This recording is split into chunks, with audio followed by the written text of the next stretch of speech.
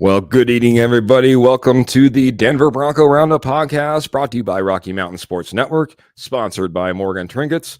My name is Keith Brugman. Thank you so much for joining us on this, Friday night, man. It seems weird being a Friday night because even though there's only 3 faces on the screen right now, we're expecting all 4 at some point. 4 horsemen on a Friday night, man. Appreciate it. Appreciate everyone jumping in here. I'm going to go ahead and start going around the horn. I'm going to introduce Albert Mile High Dutchie. Albert, say hello to Broncos country.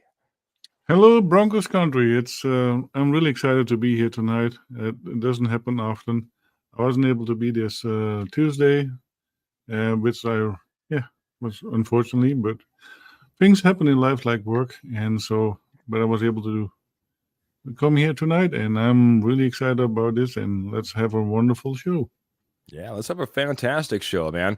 It's always a fantastic show when I got Dutchie on my side, even if he's coughing, choking. He needs some Ricola. But I'll tell you what, when I have Jody, the Judge Moncrief, man, even a better night. Judge, welcome to Broncos country. What's up? I've put last Sunday behind us. On to Pittsburgh. I'm glad we don't have to deal with the rush drama BS, and hopefully Nix learns from the mistakes, which he's done, and game 2 was much better than game 1. There you go, buddy. There you go. And I think that's how we're going to kind of get into this. We're going to take, what we saw from this week 1 game, but really start projecting it into, how that corresponds to going up against this Pittsburgh team at home. How we need to improve, what needs to look better, how are we going to come out with a W? Because honestly, I said it before, I thought these first 2 games were very, very crucial because after this, it does not get necessarily easy as we head on the road for the next 2 against some formidable opponents. So let's get a win here. Let's figure out how we can do it. Maybe Sean Payton's listening in and all his OCs, DCs, and we can get this all figured out for him. I'm going to get it figured out by heading over to the posse. That's all of you in the comment section over to the side and say hello to everybody. That includes Mr. Ernie May saying, go Broncos country only. Bo Nix for 6. Hello, Keith and friends. Oh, hello, Ernie. We appreciate you jumping in here. Always being a fantastic supporter. He knows when our shows are before I know when our shows are sometimes, I think. So thank you so much, Ernie. Pearl, our fantastic owner of Morgan Trinkets, our sponsor. Hello from Pearl. Hello to Pearl. We appreciate you so very much. And we'll talk a little bit more about Morgan Trinkets here in a little bit. Roy Osborne's jumping in saying, hey there, Horseman and the posse. The posse, that's you guys. You should know that by now. Jump in here with all your comments and questions. We appreciate you guys being a part of the show every single day, night, whenever we're jumping in here. So Scott's jumping in here as well saying, good evening, all horsemen in the posse. We got Kenny Kirkpatrick of the amazing K&K Sports Shows saying, good evening, fellas. Fun Friday is here. Looking forward to the show or the shoe, whichever you want to put in there. I know that Kenny's always got the fumble fingers on the keyboard. I'm just giving you a bad time there, Kenny. Go Broncos country only. Hello, man, says Ernie May. So, gentlemen, let's just jump into it. There is a lot of places that we think that we can maybe improve on, or maybe be, if nothing else, we know that we're going to be going up against, a fairly, competitive team, a team that's already put up a win in their column, leading the AFC North, and that's the Pittsburgh Steelers. So they're coming into Denver, but they're coming in, with wanting to continue this run that they're already on. If they can get up 2-0 in their division to start off the season, that's very good for them. It's going to be very, very, very difficult. It's going to be a tough game. It's going to be a ground and pound type of game. So let's just get into it right off the bat. Let's start talking what you saw from the Denver's offensive line and how that matches up against this Pittsburgh Steelers front. Jody, I'm going to start with you on this one. How do you think, whether it be Wattenberg to Pert, for that matter, or Pert, I should say, how do you think this offensive line will match up against the Pittsburgh Steelers? What are we looking for as we head into this game? I think it's very simple. You have to block TJ Watt. He is he can wreck this game. You've got to get Mike McGlinchey or whichever side he lines up, McGlinchey or excuse me, or Bulls help. You've got to help, whether you chip, put a tight end in there. I mean, you kept all these extra tight ends on the practice squad and all these. You carried 4 on the roster. Use them to help block. That's where it all starts for me. And you got to find a run game. You got to be committed to it. What did I see? 7 runs the second half. That's not going to cut it. Bo Nix can't drop back 49 times. That's also not going to cut it. Sounds like Garrett Bowles is going to play. I mean, he was a full go today at practice. So you should have your full O-line back. But that's where it starts. You got to block their edges, and you've got to be able to run the ball. And someone in the chat last week said, and I don't know who it was, if it's not Javonte, then you got to move on. It's been since 2021 since he's had a 100-yard game. I haven't seen very much from him. He hasn't looked explosive since the injury. You carried 4 running backs for a reason. Audric Estime is on IR, short term. So McLaughlin or Blake Watson, there's a reason you kept him around. Use him. Don't be afraid to use him. But you got to establish this run. Very good. Comments are starting to pour in, but I want to get to Albert first on this. Albert, your thoughts as we have our offensive line, one that we have invested quite a bit of money in to bring in and be that, that group that's supposed to be leading this team. As Mike McGlinchey has even said in his press conferences, we have to lead this team. What we do is going to be as far as this team can go. How far can this team go against this defense that, is causing havoc all over the league, no matter it seems like where they land, especially when you have a guy like TJ Watt on your team? What are your thoughts, Dutchie? Yeah, they have to step it up big time, especially protection against TJ Watt, because that guy is just a little game ball wrecker. So that is fine. We know what we are up to, and we know we can how we can act against it. You can plan against a team like this. But I totally agree with what Jody just said. But how can you get even 100 yards of rushing if the team is not even rushing? If you only have 7 snaps of rushing in the second half, that is, in my opinion, there is at least 7 more needed. So 14, 15 snaps per half just for running, that is at least what you need. So, yeah, you cannot get 100 yards rushes if you don't even play the run. So, and therein is the difference. All right. No, I'll agree with you. I think maybe coaching should be the second topic we really bring up, and how that can really be a change as far as from week 1 to week 2.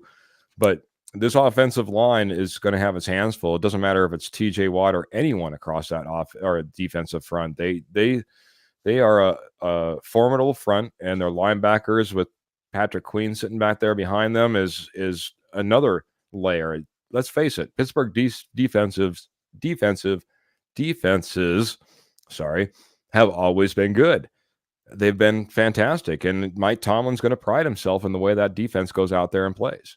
So they're going to have their handful, and not just about the pass rush. TJ Watt it can be just as big of a guy blowing up your run in the backfield. His ability to be able to cut down onto the runner and catch him from the side or from behind is just as good as his pass rush, in my opinion. So they're going to have their hands full. The thing that concerns me the most heading into this game is that we have Garrett Bowles, who's going to be probably heavily taped out there trying to protect on one edge. And looking at the tape, he didn't do all that well last week. Even though, he wasn't necessarily the guy called out, he certainly could have got a few penalty flags thrown his way. I can tell you that. So Quinn Miners struggled. Mike McGlinchey struggled. There was a lot of improvement that could be had across that offensive front. And I'm not just talking about when we're talking about pass protection, because I think if we're going to see truly what Javonte has, truly what McLaughlin's capable of, heck, even though Estime's out, what Estime may have been capable of in this last game, that offensive line has got to start playing better. So I'm not ruling out the fact that, Javonte may or may not be the running back that he once was. I'm not ruling out the fact that we may or may not have to move on from him at some point. But I'll tell you what, I would really hate to draw that conclusion based upon how this offensive line played. I think there's a lot to be desired, and this is a group that needs to absolutely step up. So before we move on, guys, I got to get into the comments because, like I said, I think it's blowing up over here. So first off, I'll just say hello to Clayton that's saying smash that like and share button. We appreciate it very much. Mr. Phil McLaughlin coming in saying, Keith, good evening, Keith, Dutchie, and the judge. I am hoping that we use Bo Nix in the pro this week. His legs could be the difference. So, that's another way to get a quarterback going. And I'll just throw it quickly around the horn. Phil's always got good comments. I haven't jumped in to see if we're dropping any stars, but Phil, always appreciate you nonetheless. Albert, do you think that you said that we need to get more running from the running backs? Do we also need to get more running from the quarterback? I don't think so. You should keep him sparingly, and only when there's no other option, let him run. But designate a place specifically for him. I would say maybe 2, maybe 3 plays over the game, and the rest is improvisation runs. Yeah, those 3 in the backfield, they are supposed to be the runners, and then if you rely on them, then Bo Nix will be dangerous when he goes on the run because they don't expect it. Yeah, don't make him a full-time runner. Jody, we saw a lot of rollouts as it was, getting Bo Nix maybe on the move, getting the pocket on the move. Does he need to turn it upfield, start putting his feet down and turning it upfield and maybe getting a few yards himself? What do you think about Bo Nix getting more runs in this offense like Phil's suggesting? I don't know about more design runs. I think he needs to run when something's not there. That's a tool that other quarterbacks don't have. After last night, it scares me watching your quarterback run. I mean, I know Tua's got concussion issues and stuff from the past, but I mean, all it takes, and he didn't even get hit hard. All it takes is just one shot, and he's done. But it is a tool that he has. Run smart. Know when to slide, know when to get out of bounds. There's no need to take big shots to get 1 or 2 extra yards. There's no need for it. Yeah, learn to slide is right. Even when Bo Nix dove head first in that game, I'm like, oh no, not that, Bo, not that. Please don't do that one. Let's go feet first if we can. Let's learn that second base slide. I mean, like Lamar Jackson last week, he was lowering his shoulder trying to run into guys. I don't like that. Eventually someone's going to blow him up, and he's going to get hurt. That's the most important position on this team. Everyone has hope for a reason. So why? I mean, what's Bronco country going to be like if Nix is out and we're already playing Jared Stidham? Well, I don't know if we'll have the excitement. I can tell you that about the season, like we should still have and still do have right now. We're only 1 week in. Every team's got to win one. Every team's got to lose one. It's all about learning from that last week, turning the page and getting to this week. Kenny says, I think the Broncos and the fans are going to learn a lot about this team this week. Steelers come in with a top defense, but a team, in my opinion, you can beat. So Kenny, we always value Kenny's opinion because, well, he's does this himself. Check out the K&K Sports or the K&K podcast, K&K Sports Show over. I don't know. Check out the K&K Sports Show. Yes, Kenny, Kurt, they have tons of shows over there. If you're looking for wits and wagers, if you're looking to talk a little Broncos, if you're looking for Giants football, that's the place to go. Kenny's got you taken care of. So, I gotta, this is a new name. And I just want to, I don't know if we're trolling a little bit or not, but we have Kendrick Lamar, not the Kendrick Lamar, I don't believe, coming in from Utah. And he's just asking a simple question. What happens? And we'll indulge us for a second for Kendrick. But what happens? We get to the end of the season and we just find out that Nix isn't good. Quickly, put it into a nutshell. What would that mean for you? I'm going to start with the judge. If it's like, and I can't think of his name, the guy from Arizona, you move on and you probably are picking top 5 and you go back to the well. Josh Rosen? Josh Rosen. If it's something like Bryce Young, then you probably roll year 2 and hope that it was growing pains and Elway go 1-7 or something, and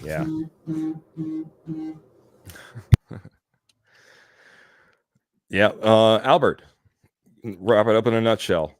What if Nix just isn't good? We find that out by the end of the season. Go ahead and humor Kendrick. What's your answer then? If he is not good by the end of the season, I would not go for another quarterback. Give him another year to try it. You can see it with Baker Mayfield. And what is probably going to happen with Sam Darnold? A lot of teams give up way too quick on a quarterback. John Elway wasn't really good for his first year. Should they have given up on him immediately that year? But from what I see we have a lot of potential in Bo Nix. And I think if this year is not the year and he has a lot of growing pains, there's a lot of good things that are happening right now. And that's why they're not going to turn away from him. Yeah. I'll add something. If you watch preseason week 1, I mean, although he was completing passes and different things, his feet were all out of sort. He was just kind of throwing off balance and different things. And Sean Payton made that a point, that get your feet settled and get right. In week 2, he stood in the pocket and he made strong throws, and it was a totally different Bo Nix. And that's what I expect this upcoming game. It sounds like he doesn't make mistakes, makes a mistake and learns from them and doesn't repeat it again. So hopefully that's what happens this game. That's a great point, Jody. I thought of it before we came into the podcast, maybe it was even yesterday for that matter. We're still stacking days. Just because we're at a training camp and we talk about stacking days, these guys are still stacking days. They're taking the tape, they're stacking days, they're getting ready for this next game. And to your point, Bo Nix has been shown to be one of those guys that can do that can step up and take that information and progress a step forward. So to your guys' point, don't give up so quickly, and let this guy play out as long and as hard as it possibly can. Even Peyton Manning was on a podcast and he says, too many of these times, the guy throws some interceptions and they pull him out of the game. No, let him go out there. Let him throw 7 interceptions in a game. Let him figure it out. So that includes additional seasons. But I want to move on in this conversation a little bit. I want to. How far do you think Bo Nix is behind someone that would have got 100% of the reps in training camp? Do you think that's how? Do you think he's set back at all, or not really? I don't think it mattered all that much, especially just the way that they were rotating guys in that training camp. Ones were the number ones were playing even with Bo Nix, even when he was playing with the number 2s as far as wide receivers, stuff like that. So, and just the amount of experience that this guy has, what I mean? He doesn't come in being a guy like, that's, only had a year or 2 in college. I mean, this is a fairly experienced guy. I don't think again, a few more reps in training camp necessarily gets you completely over the top to where, you look completely different come week 1. Albert, what are your thoughts? So here I read an article today about an interview with Joe Lombardi about Bo Nix. He said Bo Nix came in on Monday and he knew exactly what he did wrong. And that is, in my opinion, a quarterback that has it all, that will get it all, and he will improve everybody else why he is the starter. And because if you can see your own faults without being people having to tell you what went wrong, that means to me he has studied himself, he has observed himself, he replayed the game, and came up with solutions where he needs to improve. Mm. And that's what Joe Lombardi said in that interview, and that's what Bo Nix did on Monday. I think we are just fine with Bo Nix. Very good, man. Appreciate everyone coming in, jumping in with comments, jumping in with ideas and thoughts. I'm going to just get to one more.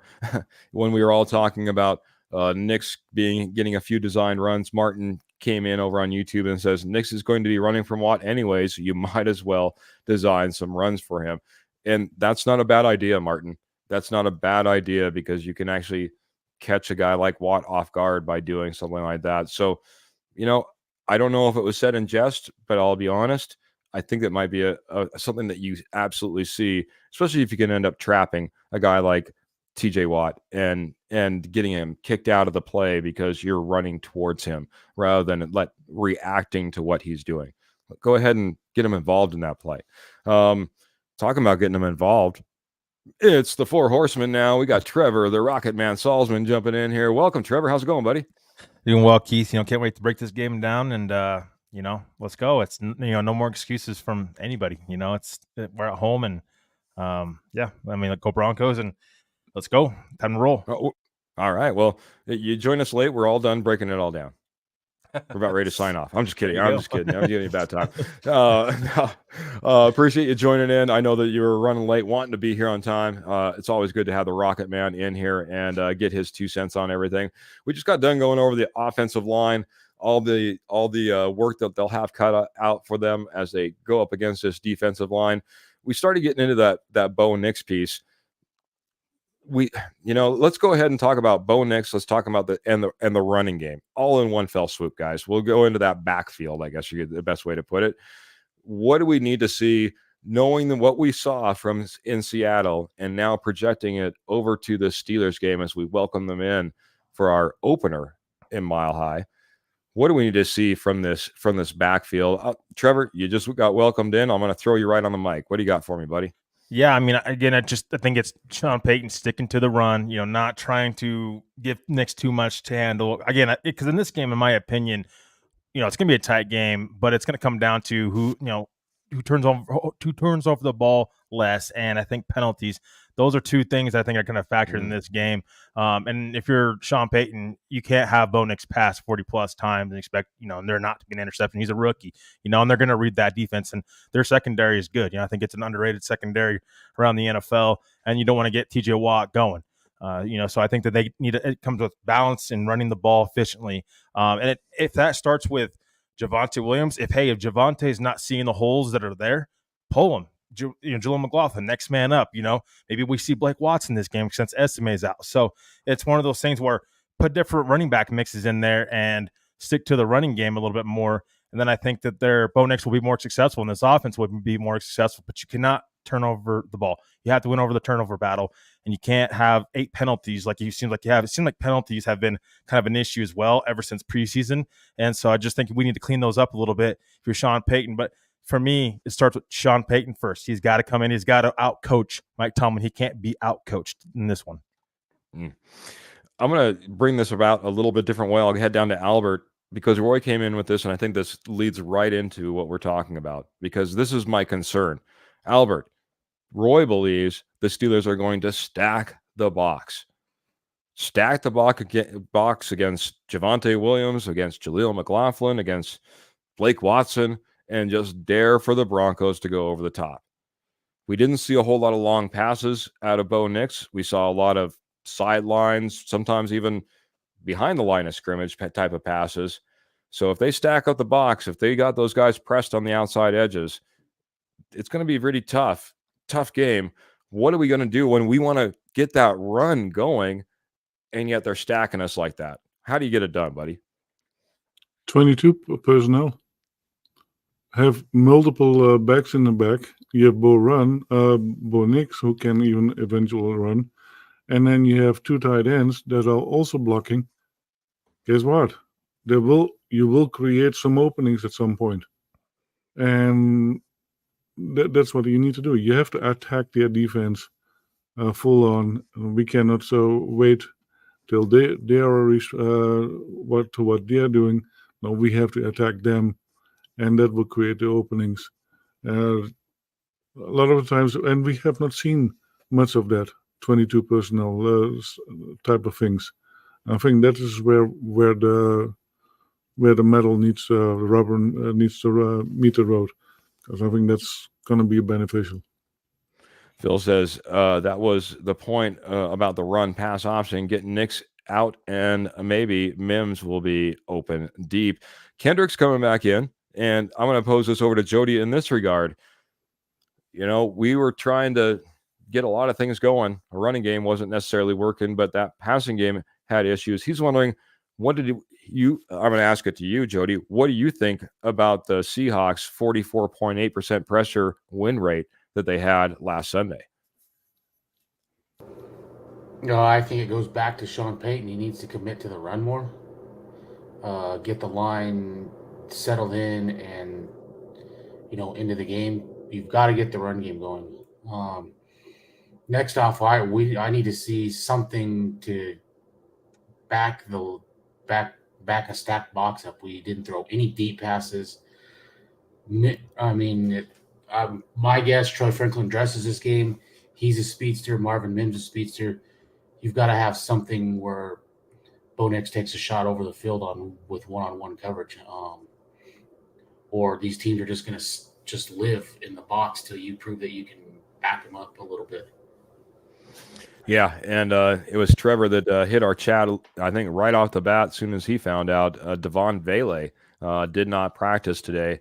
That could be signs that he's not dressing come Sunday, and if that's the case, we'll have another wide receiver spot that we could possibly open up and elevate a guy. I think I've seen out already. Yeah, already out. He is out. He's out. See, yeah. I try to keep on top of all this, but luckily I have the four horsemen or the other three horsemen to keep me on page there. Okay. Before we talk about any sponsorship here, guys, let's round out more of this offensive side of the ball. Let's talk about those receivers, because what a perfect segue we just got into, looking at what we saw last week versus what we need to see this week versus the Steelers. Albert, I'm going to go to you first. What do we need to see from the receivers on this Denver Broncos team as they match up against this Steelers defense? Like I said, not an easy defense, even all the way through. If you're talking Minka Fitzpatrick, also a guy that you got to be watching out for in that secondary as well. So what are your thoughts, Dutchie? First, they need to put some pitch on their gloves, because they need to be able to hold the balls and catch the ball. Of course, yes, some throws from Bo Nix were not well placed. That is okay. But if they hit you square on the chest, you should have them, and they should be yours. And see if what Mims can do, because right now you have a little speed king there, and Bo Nix can deliver the ball. So use it. Take it to your advantage once in a while. Get a person free, and I think we got another little speedster. And put them in play and put two speedsters in the field. They have to back up. Albert, I like your thoughts, man. The one thing that I was a little bit concerned as we started to put this roster together, it's something that Coach was very happy about, is that we had larger guys, a lot of taller guys, a lot of heavier guys, and those aren't necessarily the fastest guys on the field. When you put that all together, you need to have a little diversity. Mix it up a little bit. Mims, Franklin, something to that effect, getting more involved in this offense. That's Albert's thoughts. Jody, I'll head over to you. What do you see from this receiving group, this receiver room in the Seattle game, and what do they need to do versus the Steelers? I know Nix didn't have the greatest game, but they got to catch the ball. I mean, we had 4 drops in this game. I know they weren't right right on target. But you got to help, like Sean Payton said, you got to help your rookie out. I think 2 or 3 of them would have kept drives going. Where that goes from there, I don't know. But I mean, it's just momentum that was lost on. There was a couple of them. I know little Jordan Humphreys, and I think Sutton had ones that were easy first downs that were dropped. So you've got to make those catches, help your young rookie out. Especially when you're complaining about getting paid more money, that's a catch that an elite wide receiver makes. That's and fair. Little Jordan Humphreys, he's got to make that one. That was right. I mean, that was right there. And then I want to see these wide receivers. We haven't seen it in training camp, really. We didn't see it in any preseason games. Bo Nix has got to show that he can air it out and throw an accurate deep ball to get 7 out of the box. Mm-hmm. And I would like to see more. I know Sean Payton's big on slants and that type of thing, but I would like to see some maybe curls or something. If you're going to throw these little short routes, something other than crossers over the middle or slants, you've got to mix it up a little bit more and get more creative than these slants and crossers. Fair enough. A little mix up in the game plan, but obviously one of the things that was pointed out from the very get, hey, when a guy like little Jordan Humphreys has a hit you right in the hands, you kind of need to bring that one in, especially when you're trying to get a rookie quarterback just a little bit of momentum. Trevor, wide receiver group, what do you need to see from that group, especially in what you've seen from Seattle and now thinking about how that matches up versus Pittsburgh? Yeah, it's going to be tough because it seemed like Devon Bailey was the only guy that could, break a tackle, and as in this wide receiver room. You have these big wide receivers, but in my opinion, you're not utilizing them right. I mean, again, there's no deep ball within this offense. I get we want to get the ball out quickly with Bo Nix and whatnot, but I mean, can we take a couple shots downfield with some of these big wide receivers? I mean, it's just one of those things where, there was guys open somewhat on last Sunday against Seattle, but again, Nick's overthrew him. His accuracy was a problem as well. Again, that's one of those things. It's a mixed baggage of everything kind of going wrong, not just one guy or one person within this offense that's going wrong right now. So, I want to see Marvin Mims. I want to see Troy Franklin step up. Like these guys, you use two top 100 draft picks on them. I mean, if you didn't use, why did you use those top draft picks on them in the top 100 if they're not going to play? At some point in time, you need to get them on the field and see what they can do. Troy Franklin's a little raw. I understand that, but I mean, if this team's going more towards the whole retool kind of situation as a team, then use your rookie wide receivers, get them time. Them sitting on the sidelines, and what is that going to do for them long term? So, and Cortland Sutton, he's going to have a bigger game on Sunday, in my opinion, as well. Him and Bo Nix got to figure out that connection between those two. It seems like those two were off on this past Sunday against Seattle. So, I understand the ball out with Nix quickly. It may be again. I'm going back to the run a little bit with Sean Payton. Maybe it's the scheme that's kind of just not there. I mean, this Broncos offense has never been an offense that's been top tier in the NFL as far as running the football. So is it personnel or is it scheme with Sean Payton? That's a big question, I think, for me, and big question going into this game against Pittsburgh. But yeah, we shall see who steps up in the wide receiver room. It's going to be challenging without Vele because I think he's one of your playmakers right now, in this wide receiver room. So need guys stepping up, and let's see how kind of this team ends up rolling out. Yeah. There's a few things. I want to get Phil's question in here. I'll answer it as well. But, the unfortunate thing about this last game is every time I saw, it seemed like every time I saw Bo Nix do the best thing, the right thing, is when our receivers tended to fail him a little bit. And when, he needed a little bit of help, maybe they were there and they got him taken care of in most situations outside of a drop or two. But like I said, it was unfortunate. It seemed like when he, that pass to little Jordan Humphreys, that was the best option. And he went to the right guy and it was right where it needed to be. And yes, the pass was a little behind Sutton, but as Jody said, if you want to be an elite wide receiver, if you want to be paid a little bit more, those are the type of passes that you do need to pull in. We're not talking about Devon Vele having to pull in a pass like that, and he's only a 7th rounder. This is a guy that you've invested in and should be coming up for you. So, he needs a little bit of help out there too. But that's one of the things that I guess I've seen all the way across this team, at least especially from the offensive side of it, is that these guys didn't seem like they were out there playing at full throttle, playing at full capacity, maybe they just weren't game ready, and they just need to get one worked out and get the cobwebs worked out. But Phil's coming in and says, guys, anyone know why Marvin Mims had so little plays on offense? Peyton said since last year, the Judy was why Mims wasn't getting used that much last year. What's up now? Well, he was out on the field. He was taking offensive snaps. I will say, I'll have to take a look at snap count. Maybe that'll get better and get incrementally better as the weeks progress as well. But if Bo Nix didn't necessarily have you as your number one read in this system or the scheme that we put forth in the Seattle game plan, then you weren't getting a whole lot of them. I mean, if you look at his passing chart, there was so many that were throwing directly to the sidelines.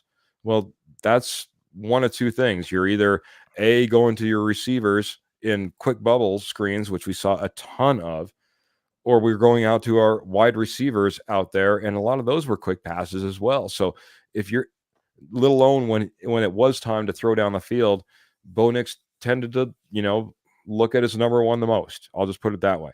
Had a hard time getting to second and third reads. So unless this was schemed for Marvin Mims to be the one when he was out there, it probably wasn't going to him. But hopefully those snap counts come up, because I don't think I saw enough of him to that point. Welcome back, Dutchie, to the stage as well. So I think it goes back. It goes back to Nix. He's got to get his feet settled. That's where it's all at with Nix.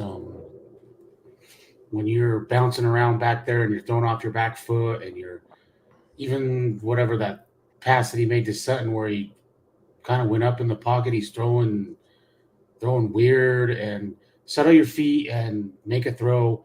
That should have been one that he drove and hit, Sutton right in the numbers where he could have turned and ran or done something. But Sutton had to go down and scoop it off the ground. But like I said, that was what he did week one. And week two, his feet were settled. There was one play in that preseason game that I won't forget. One of the running backs chipped a guy, and he was right at Bo Nix's feet, and he just stood right there and made a pass. He didn't bother him. It didn't bug him. He's got to get there. I don't know if it was nerves of the first game or what, but that's done and over with. Settle your feet, and that, I think, will fix 99% of the problems. Yeah, I agree. Like I said, still stacking days, still stacking weeks, and I still have a lot of positivity for where this team is going. Also, you guys know what else? I have a lot of positivity about our amazing sponsor, Morgan Trinkets. Morgan Trinkets is your place for Southwest Jewelry, Southwest Pottery, and Estate Gold at wholesale prices. Once a nationwide company, now they're just in your backyard. They're right there in northern Colorado, southern Wyoming, getting you all taken care of. They have over 33 years experience. Head over to Morgan Trinkets. They're over on Facebook. If you head on over there, you'll see a lot of beautiful stuff, including, and I was just looking off to the side, it just came out today on their site, guys. Beautiful new Native American jewelry in gold. They usually do a lot of this in silver. They have this in gold. Just posted some amazing pieces. You need to head on over there. Morgan Trinkets, like I said, your place for Southwest Jewelry, Southwest Pottery, and Estate Gold at wholesale prices. Check them out today. By the way, any purchase over $50 over there on PayPal through the Morgan Trinkets Facebook page ships absolutely free. And if you check them out at any of their amazing shows, they take all major credit cards as well. So I'll drop the link, but check out Morgan Trinkets today and check out those amazing new pieces you just had put out today. Graham, just kind of wrapping up the offensive side of the ball, just let us know that Mims was out there on 52 of the 75 snaps. So that's what about two-thirds of the plays out there on offense, he was out there. So kind of getting back to what I was saying, I don't think he was necessarily schemed into this offense.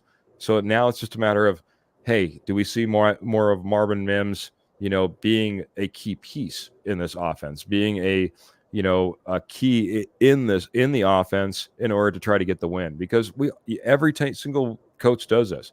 They're like, hey, we need to get this guy the ball more, this guy the ball more, that guy the ball more. If it needs to be Marvin Mims in this game, maybe we see some Marvin Mims. I'd love to see that happen. So, all right.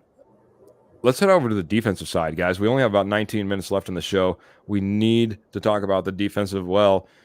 Let's start talking about that defensive front, what we saw from that defensive front, and how that's going to match up against this Steelers offensive front. Trevor, I want to start with you. How do you feel about that Denver Bronco defensive front and the performance they put up against Seattle and how it matches up as we have the home game?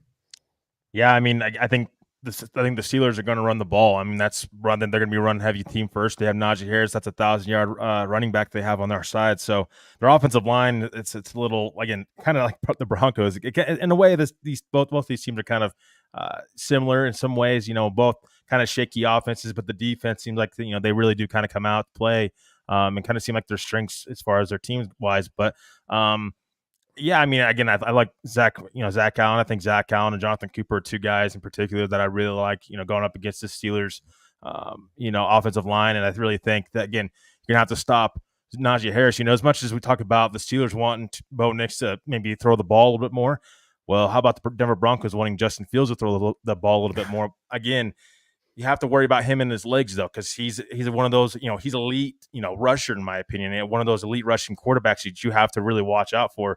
I think if you're the Denver Broncos, you'd rather play Russell Wilson than Justin Fields just because of his legs. Very athletic. You have to keep him contained in the pocket, make him beat you. If you're Vance Joseph, and again, hopefully the defense doesn't get worn out. But I do like the Broncos defensive line matchup against the Steelers offensive line, and two names in particular to watch out for, I think, is Zach Allen, Jonathan Cooper. Jonathan Cooper definitely had his best game, I think, last Sunday against Seattle, and I think I expect him to continue to capitalize on that going up against the Steelers offensive line. All right, I'll bring it over to Jody on this one. Jody, how do you feel about this defensive line going up against the Pittsburgh offensive line? I like our defensive line. I like our front seven as a whole.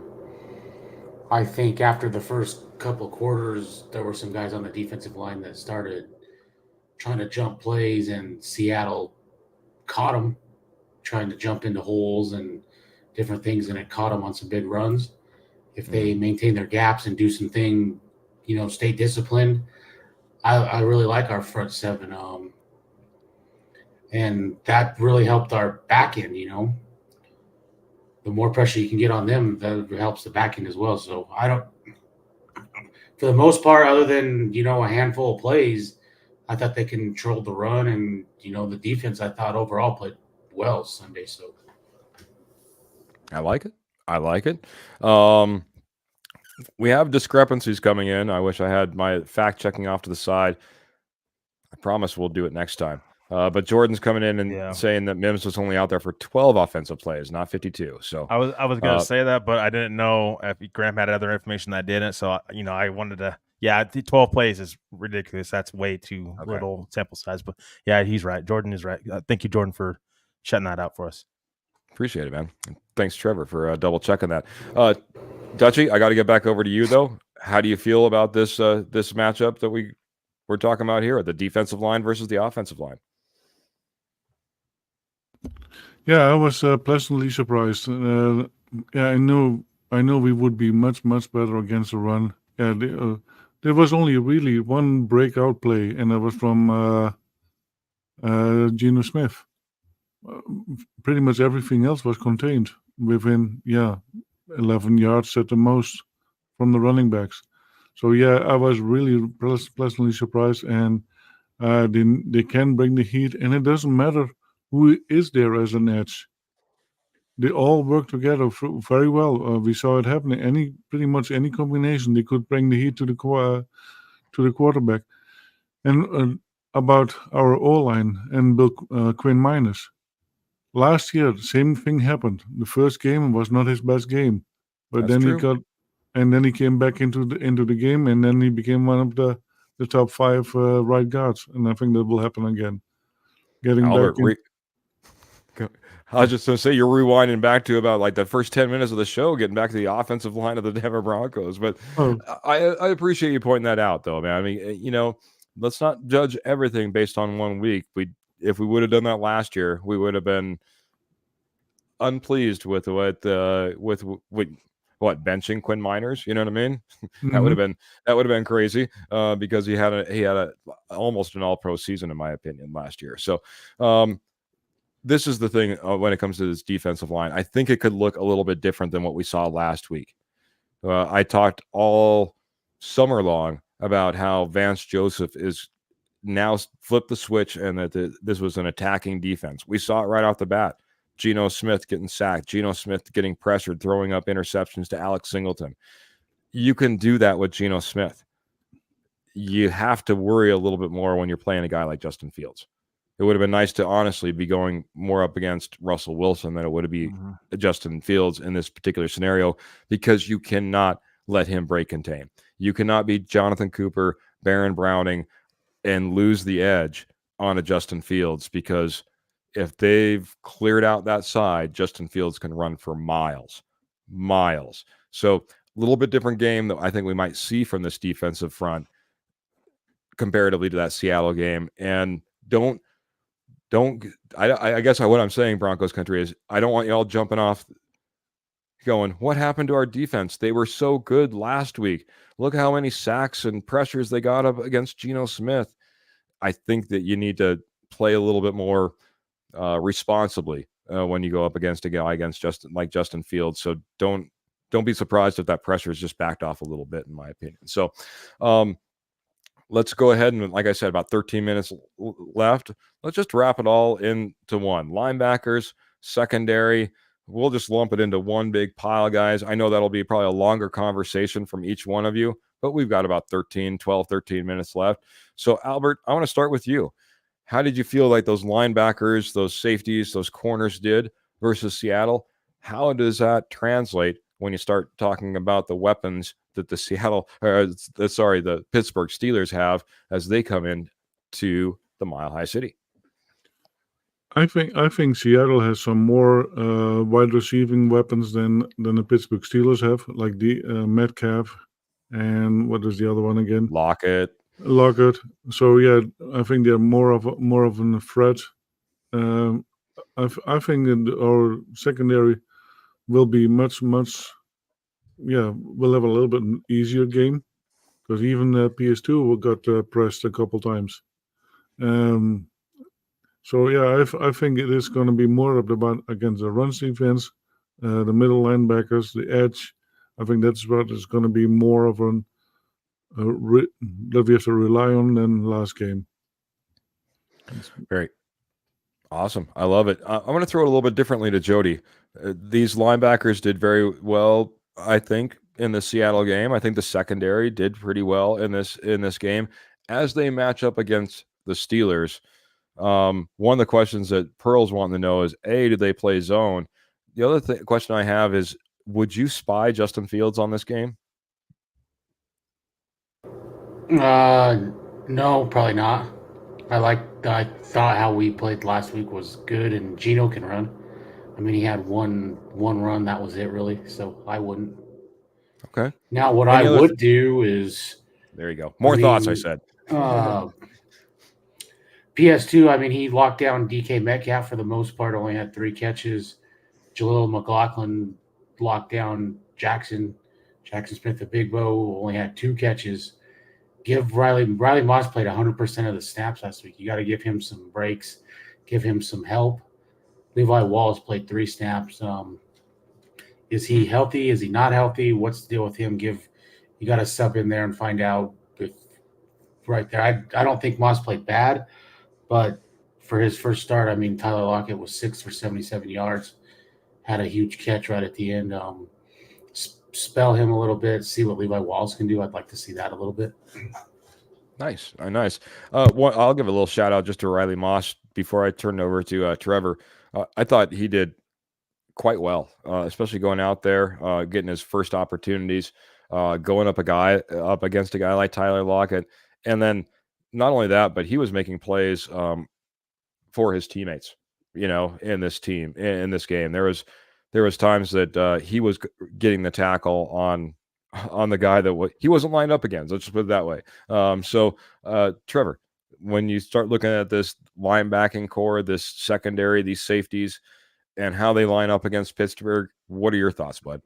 Yeah, I mean, again, I think Pittsburgh's two biggest playmakers on the offense side of the ball are George Pickens and Najee Harris. So I'm not overly concerned like I was last week against Seattle, where you had Lockett, you had Jackson Smith and Nick Jigba, and then you had Noah Fant. You had multiple weapons on that side of the ball, Kenneth Walker. But with Pittsburgh, you have two guys that I think you have to worry about. No disrespect to everybody else. Roman Wilson, we don't even know if he's going to play in this game. That was their draft pick from this past year. But there's really nobody else that really coverage wise that I don't think that the secondary is gonna have to worry about. I think it's just really stopping the run. Justin Fields making sure that he doesn't get outside the pocket and he makes plays with his feet, which is something that the Broncos struggled with last week with Geno.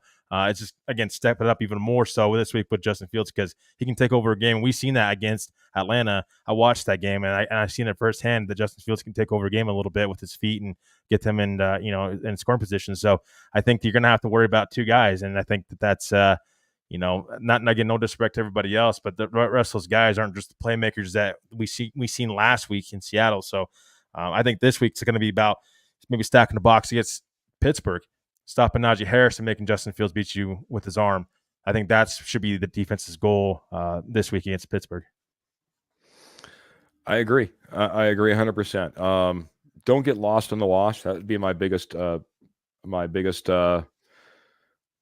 of advice to this linebacking crew. I think Albert was the one who pointed out. Maybe it was Jody. There was a couple times that they were trying to jump holes and guessed wrong and got caught against that Seattle defense. That's not anything that you want to do against this Pittsburgh defense or Pittsburgh offense, because honestly, as great as Kenneth Walker is, I think Najee Harris, especially right now, he came out running hard, and I think it's going to be formidable to go up against him and try to get that stopped right off the bat.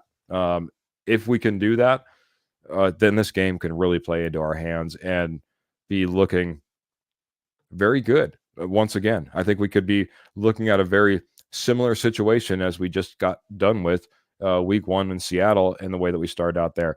Kenny, by the way, jumped in and he said he would spy Justin Fields. He says the reason is he's dangerous on the run, but in the pocket, he is not. So just a matter of trying to keep that guy located in the pocket, having that spy on him every time he looks downfield and he realizes he's not going to get away from him, keeping him there.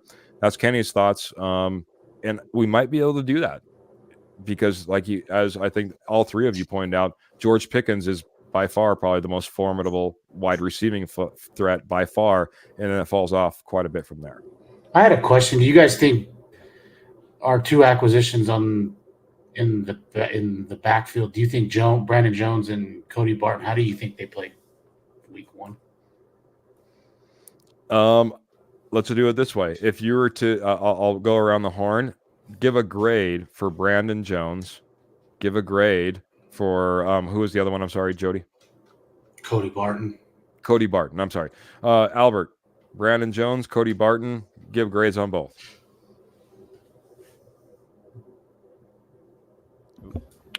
I would say that both of them are B-.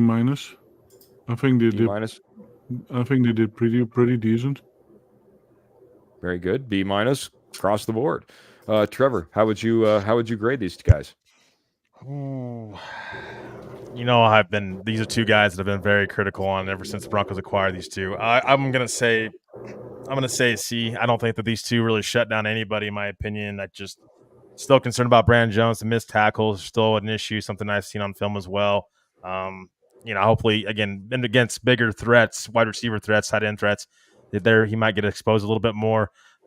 And this week I think that it's pretty good. It favors the Broncos secondary, I think, in my opinion. Riley Moss as well. But real quickly, Cody Barton and Brandon Jones, I think C for me. I mean, nothing too eye-opening quite yet. Again, hopefully they will turn it around and they'll be eye-popping a little bit this season. But up to this point, I think they're about C in my opinion, if I had to give a grade for both.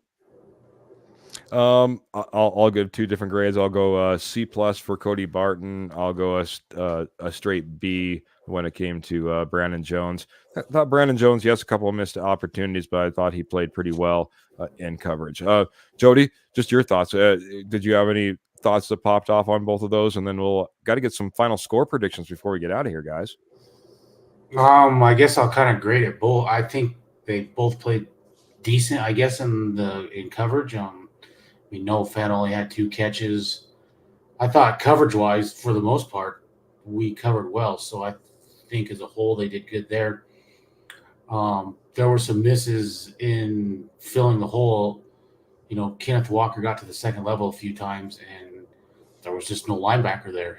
I don't know if that was – I think that was more Barton than Singleton, but – and Brandon Jones, both safeties, both coming down and – missing some tackles, sure that up. But coverage-wise, I thought they played – I can't complain coverage-wise. I didn't see anyone go off at all in this game. So fair enough. I'll start with you, Jody. We're almost right up at it. 3 minutes left for the show. Final score prediction. I'll throw them across the board. Ernie Mays had a 21-13 Broncos. What are you thinking, buddy? I'm going to go 24-17 Denver.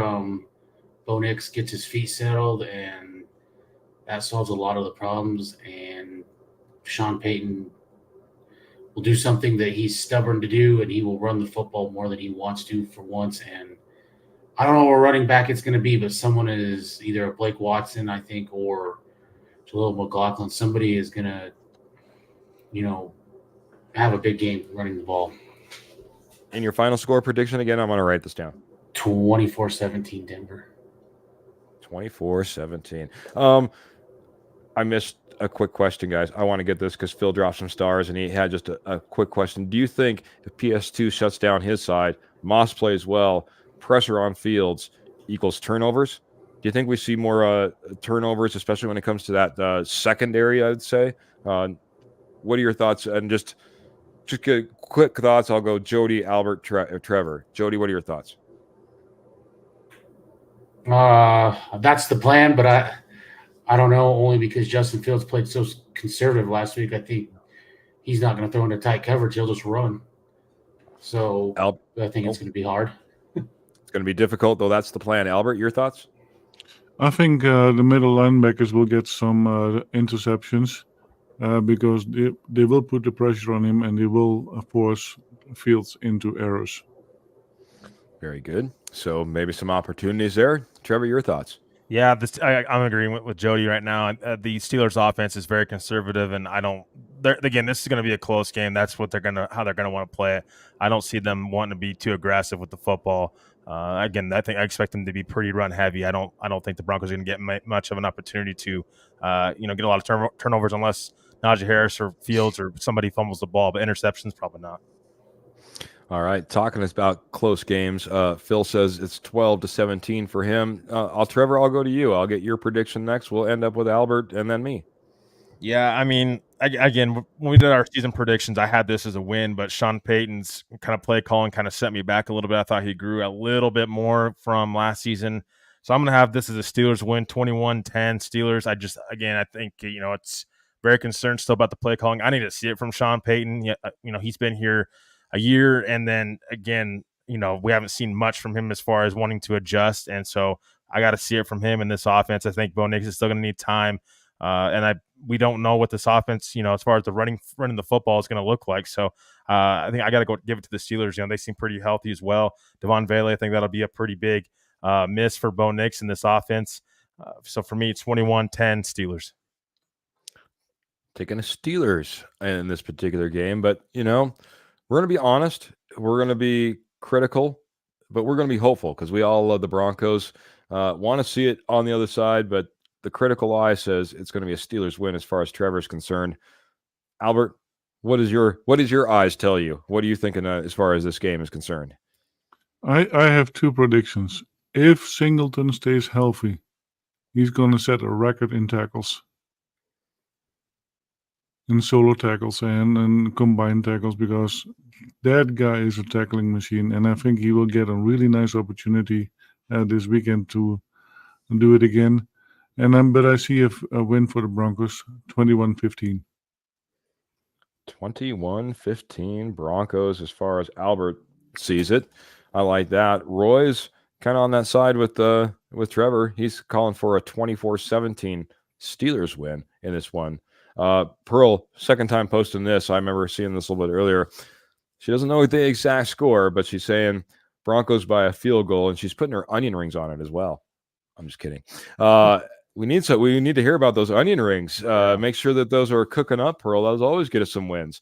Jordan's coming in from YouTube. Thank you, Jordan, for coming in. He says, thanks for the show, guys. I predict Troy plays, and it makes Bo more comfortable, and they have a big game. So he's thinking a little bit of Troy Franklin magic is what's needed to kick this Broncos offense off.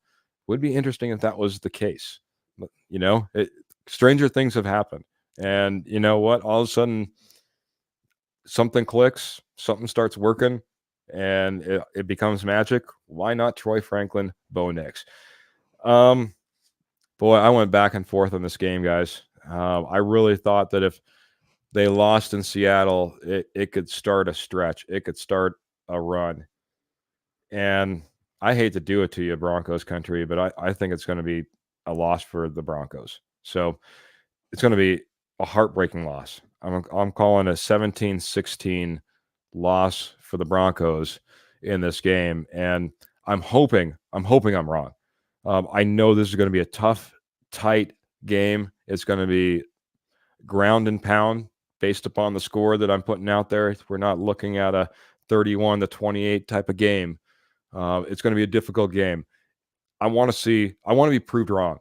I want to see all the improvements that I think this team is capable of, because I think the low score that the Steelers are going to have of 17 points could hold. And if this Broncos offense gets moving like they can, the run game gets going, those receivers start getting activated in this offense, we could be looking at a 31-17 game. But I'm just saying right now, until, as Trevor said, until I see it, I'm going to say a close loss for the Broncos, 17-16 for me. So hate to end that way. I have a quick question. Yeah. Everyone's saying we got to lean on the run game. How short of a leash does Javonte Williams have Sunday before you finally say, okay, it's on to the next? We're really committed to, if we're pounding the rock and it's 1-2 yards and it's not there, how long before Peyton switches something up? This is my thought. Now I'll say it again. I don't think this offensive line played to the point that any of those running backs did necessarily well. Even if you look at Estime, he had one 12-yard run and a fumble and a 2-yard run. That's nothing of consistency. The 2-yard run was more consistent with what we saw, and it's not because all three of these running backs are bad. It's because that offensive line didn't give the opportunity there. I think if the opportunity is there and we start seeing Javonte just not being able to do it, then yeah, we need to be pretty quick. We have a stacked room. Trevor, your thoughts before we get out of here? Yeah, I think that you need to kind of play it by ear and kind of see, with your eyes. Is Javonte missing holes? I've seen that he missed a couple holes, and he fell down in Seattle, which again that would have, on that first drive when Singleton got the turnover, that would have been a touchdown, an easy touchdown. He would have walked in and he slipped and fell. So it's one of those things where, again, where that happens, give Javonte another game. And let's see what happens. He didn't get a lot of snaps after he made some mistakes in Seattle. He kind of got his snap count back, tuned back a little bit. We shall see. I think Peyton needs to be a little bit more quicker to adjust to the game. I think his adjustments have been too slow. And so if Javonte isn't seeing, if the offensive line's getting some push and Javonte isn't seeing the holes that are there, then let's get Jalome McLaughlin there again, or maybe Blake Watson, just somebody else in there. But Sean Payton's got to be quicker with making, getting some of these guys out of there if it's not working, instead of waiting a whole game and then we see a change. It's just one of those things where you have to kind of see it, in game and make those in-game adjustments. I think Sean Payton struggled with that up to this point. Albert, what are your thoughts, man? Are you ready to move on from Javonte? And if not, what pulls that plug for you, and how soon would that be? If it doesn't work this weekend, I don't think we should move on from Javonte, because I believe I do believe that Javonte has way more in him than he shows right now. But it also relies back on Sean Payton. He has to be a little bit more innovative and thinking out of the box and coming up with a different plan, because pretty much every rushing attack is pretty much similar. It is very predictable, and I think that's where the change need to come from. Sean Payton and his planning. Fair enough. Fair enough. Not ready to pull the plug. I'm not, like I said, I'm not ready to pull the plug until I see a little bit better offensive line play. I'm going to get over to Zeke. Zeke has came in a couple times with this comment, and Zeke, we appreciate everybody. And obviously, Zeke sounds like he's a Steelers fan, and we appreciate Steelers fans. You come in here, you're respectable and respectful, and come in here and have a great conversation. Let's talk some football. Let's chop it up. And he's coming in here right at the end. He's saying the score for him is 7-24 Pittsburgh with a win, and that includes Justin Fields having a rushing touchdown. So, like I said, I'm putting up 16 points. If you do the math on that, really, I'm talking about a touchdown and 3 field goals. I'm not that far off from what you're talking about, Zeke. I understand it is going to be a tough game. The 24 might be interesting to try to get all those points racked up. Najee Harris, I think, is going to have a day, because I don't know if George Pickens is going to be able to get it done for you. But we'll find out. Make sure that you catch us. We go post-game right after the game, right here on the Rocky Mountain Sports Network and Denver Bronco Roundup as well. Guys, we got to get out of here. I love all the comments, all the conversation. But let's say some goodbyes and some good nights. And I'll start off with Jody. I'm looking to see what Bo Nix does week 2. I've said it multiple times tonight. Get your feet settled. That's where it all starts for him, and that will fix a lot of the accuracy issues. I want to see this run game get going, and I want to see 2, 3, 4 deep shots. I just want to see. I don't even care if you connect, but get these guys out of the box and stuff, and back them up a little bit. That will help everything. And I want to see this O-line play better than it did last week. You're paying them a crap ton of money, and they didn't play very well last week. Sean Payton said that. If all that happens, this D played well enough that you can win a lot of games this year if it clicks. Paul's smacking back a little bit, saying 24-7, including a Bo Nix rushing touchdown. It could go that way too. And hey, Bo Nix scored a touchdown in preseason, if I remember correctly, by rushing it in. So, not outside the realm of possibilities. Albert, you want to say some good nights for us? Absolutely. Bo Nix is going to correct his mistakes that he had last Sunday. He is probably a little bit more accustomed now to the speed of the game. I think that is, and we will see a little bit of a different Bo Nix. And Posse, thank you for being in there, because we have your comments and your reactions, and it is wonderful to see all of that and the activity in chat. That is so nice to see. And we want to thank Ernie, Pearl, Roy, Scott, Kenny, Clayton, Phil, Kendrick, Lamar, who was a new person that we saw for the first time. Then we had D-Rock, Martin, Liana, Sis was in there. Michelle, my lovely wife, Graham, Jordan was a new name in the chat. Paul, and thanks Zeke for being there as well. You make our life so much more interesting and easier. Thank you for being there. All right, and then we'll rock it right up to the top corner. Trevor, what do you got to say before we get out of here, buddy? Yeah, just quickly, when I said, Javonte kind of got pulled, his snap count kind of got pulled back a little bit last game. Jaleel McLaughlin actually got more carries than Javonte Williams in Seattle. So it's something that maybe that's where they're turning to. Who knows? I think they give Javonte some time before they pull him. I'm not ready to, pull the plug on Javonte quite yet. I want to give him a little bit of time and give this offense a little bit of time to grow, and that includes Bo Nix. But no, again, I just want to see what Sean Payton can do. Don't get out coached again. You got out coached by Mike McDonald, and that's a first time head coach in his first game. There's been a little bit of heat on Sean Payton this week from various media outlets, around Denver. So, and just in general. So, prove him wrong. I mean, go out there and, out scheme and outperform, the Steelers and don't get out coached by Mike Tomlin. I know it's easier said than done. Mike Tomlin's one of the best head coaches out there in the NFL, but It's one of those things with Sean Payton. It's just like, it's time. You have your quarterback in place. You got to see something more growth from this offense. I want to balance attack. I want to put Bo Nix in the best possible position to be successful, and this offense line, all your players.